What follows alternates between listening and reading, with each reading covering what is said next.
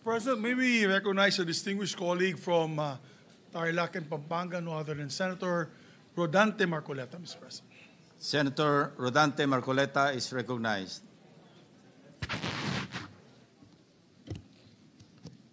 Marami pong salamat, Mr. President. Ako po ay tumatayo ngayon para sa isang usaping pampersonal at pangkalahatang pribilehyo. Ginoong Pangulo, ang gulo-gulo na po natin.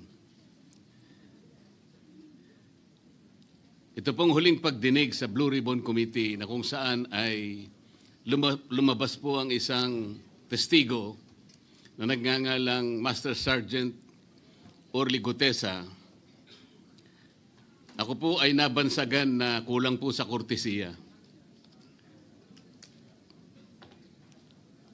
Para sa akin po ay hindi po tama na nagpapasaringan po tayo ng ganun.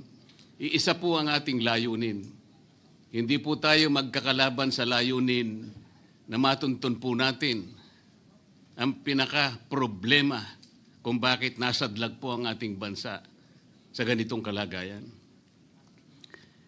Hindi ko naman po kasalanan ako po'y hanapin ni Sergeant Gutesa. Hindi ko po siya kilala eh. Hindi ko po kasalanan kung ako po ang hinanap niya at hindi iba. Nung pong makita ko po yung kanyang salaysay, ang sabi ko lamang po sa kanya ay, kung malakas ang loob mo talaga at naniniwala kang dapat mong gawin ito para sa iyong bansa, dalawa lang ang pwede mong gawin para sa akin. Ipanotaryo mo yan. At kung malakas ang loob mo, bukas ng umaga bago mag-alas 9, kailangan nandun ka na sa Senado. Alam po yung notaryo, para sa akin lang po yun eh. Gusto ko lamang siyang testingin kung talagang totoo nga ang kanyang mga gustong banggitin. Ang pinakamahalaga po ay haharap siya, tatayo, at susumpa sa kalagitnaan ng pagdinig. At doon ay pakikinggan natin. At doon ay sama-sama natin siyang i-interpolate. Tatanungin. Nakita naman po ninyo kung paano niya sinasagot ang bawat tanong. Walang pag-aalinlangan. Siya lamang po ang natatangi na testigo na kumonekta sa pangalan ni Saldico at Martin Romualdez. Wala nang iba. Ngayon po siya ay naharap sa napakaraming pasaring din. Bakit po ako ay walang kortesiya? Hindi po ba ako ay humingi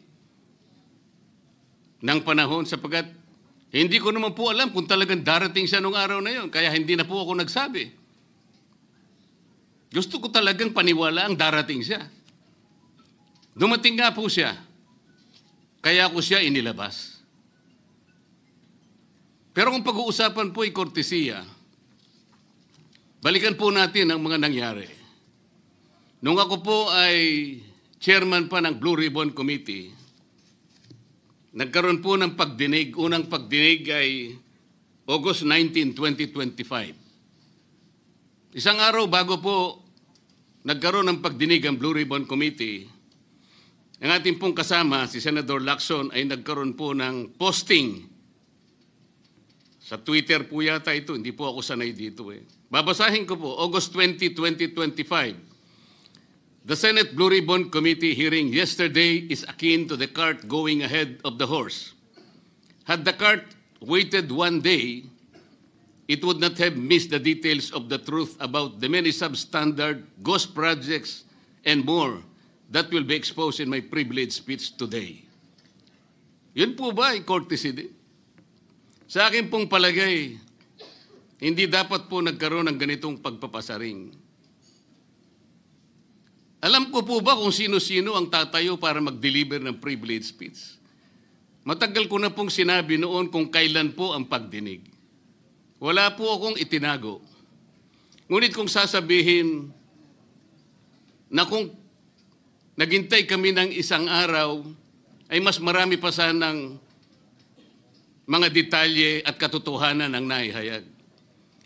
Hindi po ba sinabi ko sa inyo noon, mismong Pangulo ng Republika ng Pilipinas ang nagbigay sa akin ng USB na nandun po lahat ang mga proyektong pinaghihinala na ghost projects. Ayaw ko lamang pong ilabas ng isa-isa sapagkat sa aking pagkakaalam noon, Ginoong Pangulo, mali din po yung binigay na mga coordinates sapagkat ang pinagbasihan nila yung MYPS, hindi yung PCMA, na palagi ko pong binabanggit. Sa mga kapatid, kahit na po yung mga binanggit na projects ng ating kasama, salig po sa mga maling coordination. At saka konti lang, pinili lang. Nagkataon lang po maganda nga talagang pagkakapresent sapagkat kulang na lang po yung cinematography at saka screenplay. Kung meron pa lang sanang sound effects, baka nandun yun. Huwag po sanang ganun magpasaringan tayo. Iisa po ang layunin natin dito. Yung matukoy natin kung sino ang merong utak dito. Na ngayon po ay unti-unti na pong naihayag. Sino bang natatakot kay Martin Romualdez? Marami po siguro dito sa kapulungan ito. Pero hindi ako natatakot kay Martin Romualdez.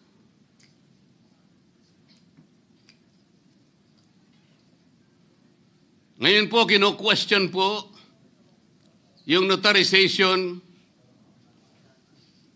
ng statement ni Gutesa. Dahil yung babae po, yung abogadong babae, nag-notarize, tinalikuran po niya ang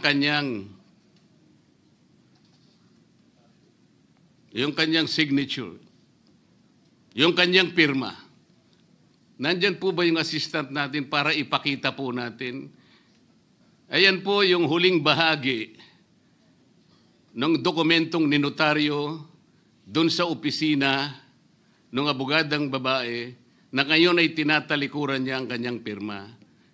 Doon sa right side po, ayan po yung ninotaryo sa dokumento ni Gutesa. Yung kaliwa po ay iba pong dokumento. Tingnan po ninyo yung pagkakahawig. Ibig po ba ninyong sabihin, Ginoong Pangulo, yun pong notarial details, na yun po yung kulay blue, na kung saan nandyan yung PTR, nandyan po yung MCLE number, nandyan po yung kanyang roll number, yung kanyang address. Nakuha po ba ni Gutesa mula sa opisina ng abogada at in-stamp niya? Pagkatapos po yung detalye na nasa bandang kaliwa na kung saan makikita nyo document number, page number, book number, series of 2025.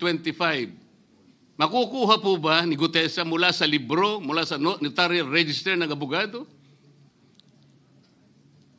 Paano niya makukuha? Tingnan po ninyo yung kabila, ganun din. Bakit po natin hahanapan ngayon si Gutesa at sasabihin pa natin dahil lamang tinalikuran ng babaeng nagnotaryo ang kanyang pirma? Pangkaraniwan na po kasi, Ginoong Pangulo, kahit pumunta kayo sa maraming lugar na kung saan nagnunotaryo, hindi nyo po makikita ron ang abogado. Iaabot nyo lang sa kanyang papel ninyo, pagkatapos isosoli niya sa iyo, pagkatapos nyo magbayad. Itatanong po ba ni Ginoong Gutesa, bago siya umalis, tatanungin po ba niya doon sa babaeng kausap niya kung sino man yun, Madam, kayo po bang may pirma nito? Wala pong ganun eh. Ngayon, kung tatalikuran po ng abogado na yon ang kanyang pirma, ako na po mismo ang magdidirect ng prosecution sa kanya para ma-disbar siya. Sapagkat ginagamit po niya yung opisina na yon. Pakita po ba natin, pwede po nating ipakita yung opisina, yung kanya, ayan po yung kanyang lugar. Ang opisina po niya ay sa Ermita, ngunit yan po ay ginagamit niyang address. Ayan po makikita ninyo. Notary Public 24/7. Ibig niyo sabihin, nandyan at hindi na natutulog yung abogado na yan. Sigurado meron isang tao dyan na pumipirma. At ginagaya na lamang ng kanyang staff o secretary yung pirma niya. Ganyan po palagi, kalakaran. Kalakaran ngunit hindi tama. Sapagkat sa batas po ng notaryo, kailangan nakaharap po yung magnunotaryo sa nagpapanotaryo. Bakit po niya ngayon sinabi na hindi niya pirma yon? Maring hindi niya pirma. Ngunit, tinayaan niya kung sino man ang taong iyon na ipirma yung dokumento. Kagaya po ng nasabi ko, naging academic na po yung notaryo. Sapagkat ang tao ay tumayo sa ating kapulungan. Binasa niya yung kanyang statement.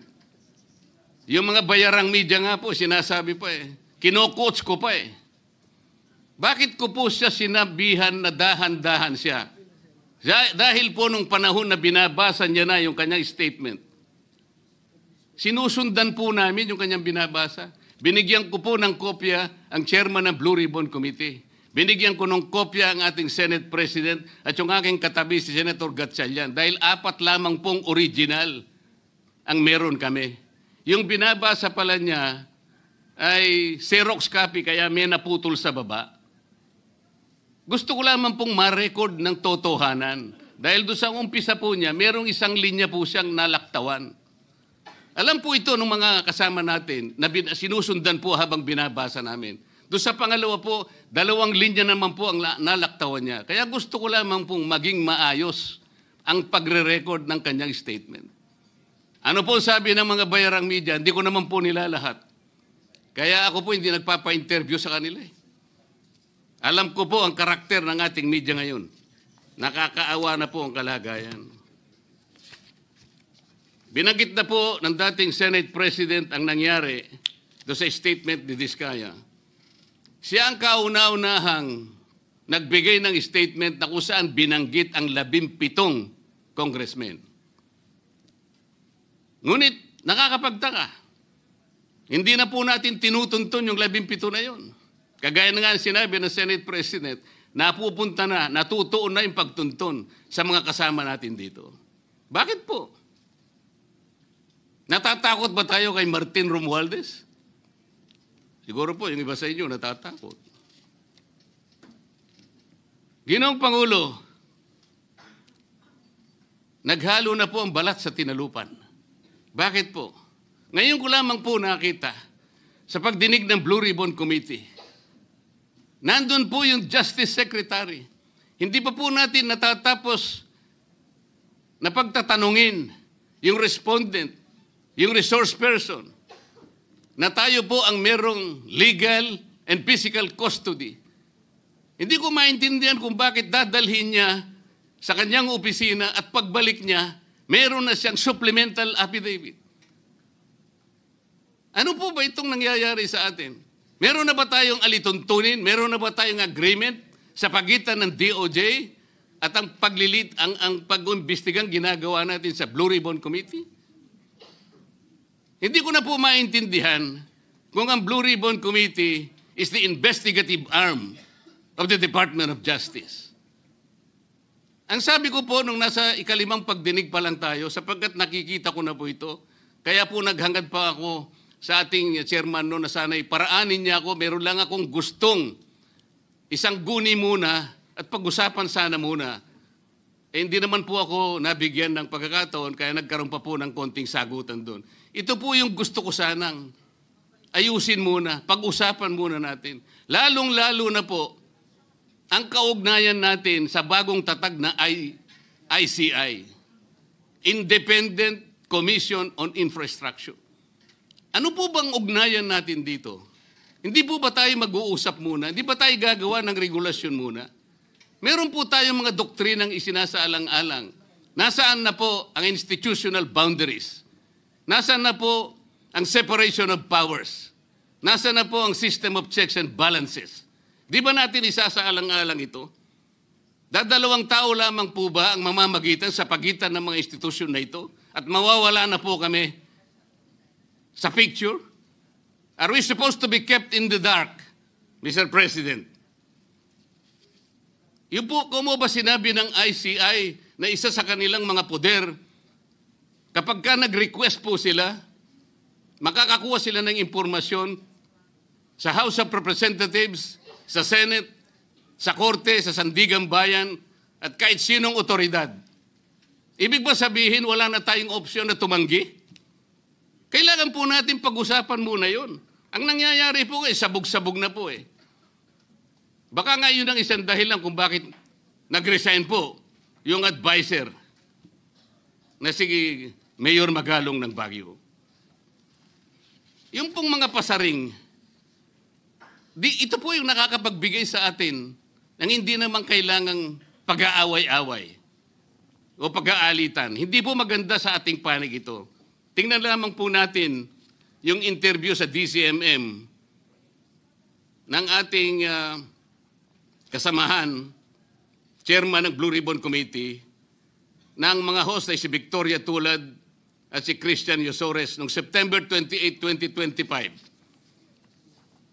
Ang tanong po nila, ilang hearings pa ang nakikita ninyong gagawin ninyo? Ang sagot po ng ating kasama, Senator Lacson, yun ang hindi ko pa masabi. Dahil kung may bagong lumalabas na mga testigo at masustansya yung sasabihin, meron pang mga kakulangan na dapat na mapunuan, magtawag tayo ng pagdinig. Tama naman po yun. Pero ito pong pangalawang saknong, ang sabi po, pero kung paulit-ulit lang at masa-sidetrack o kaya palihis yung direksyon ng inquiry, yun ang i-assess namin kasi medyo lumihis na. Ano po yung lumihis? September 28, dito lumabas si Master Sergeant Orly Gutesa. Lumihis po ba o dumiretso? Mula kay Saldico, ikinonekta po niya kay Martin Romualdez. Sa akin palagay, dumiretso po, hindi tayo lumihis. Pagkatapos tinanong pa po, do you think po, coach po si Gutesa? At iba pong observation, baka si Senator Rodante Marcoleta dahil parang sinabihan siya nung nagbabasa siya. O nalimutan mo, balikan mo itong paragraph na ito. Naipaliwanag ko na po kung bakit ko lamang siya sinansala at sinabi kong balikan mo sapagkat meron nga po siyang nalalaktawan base po sa sinusundan namin na binabasa niya na dokumento. Ang sagot po ni Senator Lacson, medyo natawa pa nga siya, kayo nang humusga sa lahat ng yan, tayo nag-viral na. Siguro, ang sasabihin ko na lang, yung hula nyo, yun ang hula ko. O hula ko, hula nyo. Parang, your guess is as good as mine. Hindi po maganda yung inference eh. Parang ang lumilitaw, kinots ko eh. Bilang isang abogado, magmula po nung ako'y maging abogado, inisip, hindi ko po ginawa yung mga bagay na ito. Kumisan nga ako eh. Hindi na abogado, sila pa yung nagsasabi eh. Katulad po ni Saldico. Ang sabi ko lang naman po eh, matunog na yung pangalan niya. Napakaraming sources na nagsasabi, kumukonekta kay Saldico, pwede ba natin siyang imbitahin? Ang sabi po, hindi na raw siya imbitahin because of interparliamentary courtesy. Ang sabi ko po, ang interparliamentary courtesy hindi po nalalabag kung iimbitahin lang siya. Halimbawa, invitation letter lang. Nagawa ko po yun kay Congressman Toby Chanco. Voluntaryo po yun eh. Kung darating siya, salamat. Kung hindi siya darating, okay lang. Ngunit, ang pinag-uusapan natin ay problemang kasangkot na po ang kinabukasan ng ating bansa. Sasabihin ba natin interparliamentary courtesy?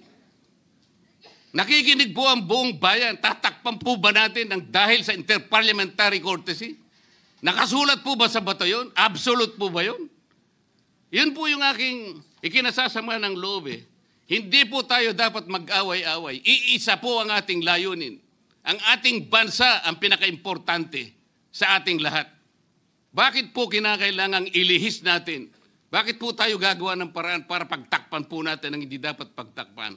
Ginoong Pangulo, ngayon po'y masasabi ko, si Master Sergeant Orly Gutesa ay mas credible pa po kaysa sa marami sa atin dito sa kapulungan ito.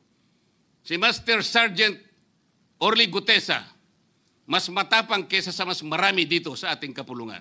Maraming salamat po, Ginoong Pangulo. Thank you, Senator Marcoleta. Thank you for watching. Don't forget to like, share and subscribe for the latest hot news of the press.